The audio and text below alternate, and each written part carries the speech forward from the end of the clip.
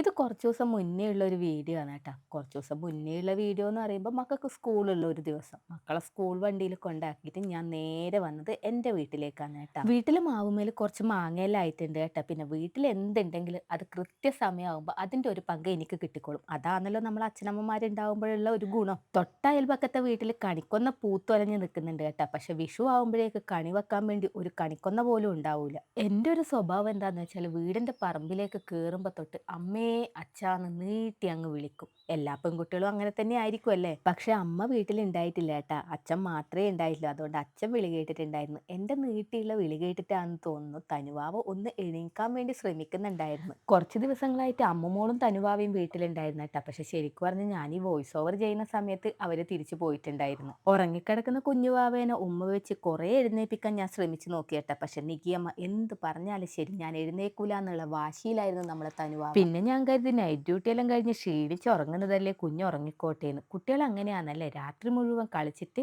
പകൽ അവർ എവിടെയെന്നില്ലാത്ത ഉറക്കായിരിക്കും. പക്ഷെ എനിക്ക് വാവേനെ എണീപ്പിക്കേണ്ടി വന്നിട്ടില്ല കേട്ടാ. വാവേന്റെ അമ്മ തന്നെ വാവേനെ ഉമ്മ വെച്ച് എണീപ്പിച്ച്. അമ്മുമോൾ അങ്ങനെയാന്ന് കേട്ടാ. ഒരു ദിവസം ഒരു 10,000 തവണ വാവേനെ ഉമ്മ വെക്കും. ഞങ്ങൾ എപ്പോഴും പറയലാണ്, എന്തിനാടി ഈ കുഞ്ഞിനെ ഇങ്ങനെ ഉമ്മ വെച്ച് അതിന്റെ കവിളെല്ലാം ഇങ്ങനെ ചാടിക്കുന്നേന്ന്. അപ്പൊ അവള് പറയും, ചേച്ചി എനിക്കുണ്ടാകുമ്പോഴല്ലേ എനിക്ക് ഇങ്ങനെ ഉമ്മ വെക്കാൻ പറ്റുള്ളൂ, മറ്റുള്ള കുട്ടികളെയൊന്നും ഉമ്മ വെക്കാൻ പറ്റൂലല്ലാന്ന്. എന്നാ പിന്നെ ഉമ്മ വെച്ചോട്ടെ എന്ന് ഞങ്ങളും വിചാരിക്കും. പക്ഷെ വാവേന്റെ ഉറക്കമൊന്നും മാറിയിട്ടില്ല കേട്ടോ. എന്തായാലും വാവ ഉറങ്ങിക്കോട്ടെ. പിന്നെ എൻ്റെ വീട്ടിൽ വന്നാലുള്ള എൻ്റെ മെയിൻ പരിപാടി ഒന്നില്ലെങ്കിൽ എൻ്റെ അമ്മ വെച്ച മീൻകറിയും കൂട്ടി ചോറ് കഴിക്കുക, അല്ലെങ്കിൽ അച്ഛൻ വെച്ച കട്ടൻ ചായ കുടിക്കുക. അച്ഛൻ വെക്കുന്ന കട്ടൻ ചായക്ക് ഒരു പ്രത്യേക ടേസ്റ്റാണ്. എൻ്റെ അച്ഛനൊരു കട്ടൻ ചായ പ്രിയനാണ്. അതുകൊണ്ട് 24 മണിക്കൂറും കട്ടൻ ചായ വെക്കും. അങ്ങനെ തനുവാവക്കും അമ്മമ്മോക്കും അച്ഛനും എല്ലാം ടാറ്റ ബൈ ബൈ പറഞ്ഞ് ഞാൻ നേരെ വീട്ടിലേക്ക് പോയി.